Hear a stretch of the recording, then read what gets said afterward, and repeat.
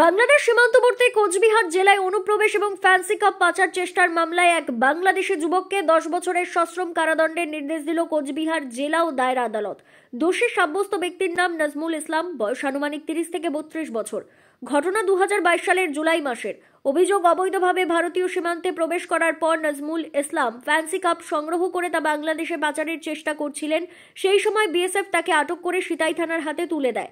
এরপর তার বিরুদ্ধে অনুপ্রবেশ সহ সংশ্লিষ্ট ধারায় মামলা রুজু হয়। মামলার সরকারি পক্ষের আইনজীবী শিবেন্দ্রনাথ রায় জানান, কোচবিহার সীমান্তবর্তী এলাকা হওয়ায় বিভিন্ন ধরনের পাচার কার্যক্রমের ঝুঁকি থাকে।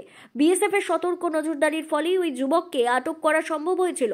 2.5 বছর ধরে চলা তদন্ত এবং বিচারক কার্যক্রম শেষে আদালতের নাজমুল ইসলামকে 10 বছরের সশ্রম কারাদণ্ডের সাজা ঘোষণা করেছে। সীমান্তবর্তী এলাকা, এখানে বিভিন্ন সময় বিভিন্নভাবে মাদক পাচার হয়, গরু পাচার হয়।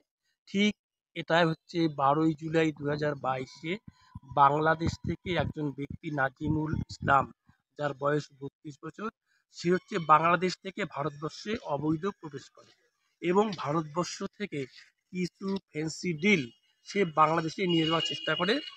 সেখানকার বিএসএফ তাকে আটক করে এবং সিতাই থানায় একটা ওই নাজিমুল ইসলামকে মাদক দ্রব্য আইনে ওর মামলা রুজু হয় এবং পরবর্তীকালে তাকে কুচবিহারের অতিরিক্ত জেলা দায়রা জজ এনডিপিএস কোর্টে প্রেরণ করা হয়। সেই মোকদ্দমায় তার বিরুদ্ধে অভিযোগ গঠন করা হয় যে অবৈধভাবে ভারতবর্ষে প্রবেশ করার জন্য বিদেশি আইনের 14 এ ধারা মোতাবেক এবং তার কাছে মাদকদ্রব্য রাখার জন্য এনডিপিএস অ্যাক্টের 21A(c) ধারায় তাকে আটক করা হয় এবং তার বিরুদ্ধে অভিযোগ গঠন করা হয়। সে নিজেকে নির্দোষী বলে ন্যায় বিচারের সম্মুখীন হন।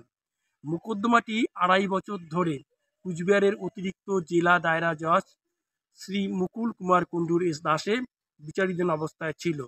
এই মোকদ্দমাটির আজকে সাজা ঘোষণা করা হয়। ভারতবর্ষে অবৈধভাবে প্রবেশ করার জন্য বিদেশি আইনের 14A ধারা মোতাবেক তার 5 বছরের সশ্রম কারাদণ্ড এবং 5,000 টাকা জরিমানা, অনাদায়ে 3 মাসের জেল দেওয়া হয় এবং মাদকদ্রব্য আটক করার জন্য তাকে 10 বছরের সশ্রম কারাদণ্ড দেওয়া হয় এবং 1 লক্ষ টাকা জরিমানা দেওয়া হয়। যদি 1 লক্ষ টাকা দিতে না পারে তার আরও সশ্রম কারাদণ্ড 1 বছরের নির্দেশ দেওয়া হয়। এই সাজাটি একত্রে চলবে এবং এই মোকদ্দমার যিনি বিচারক ছিলেন তিনি কুচবিহারের অতিরিক্ত জেলা দায়রা জজ মাননীয় শ্রী মুকুল কুমার কুণ্ডু মহাশয়।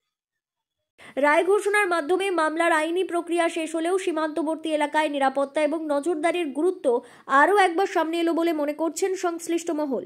Bureau news, ABN 24/7, Cooch Behar.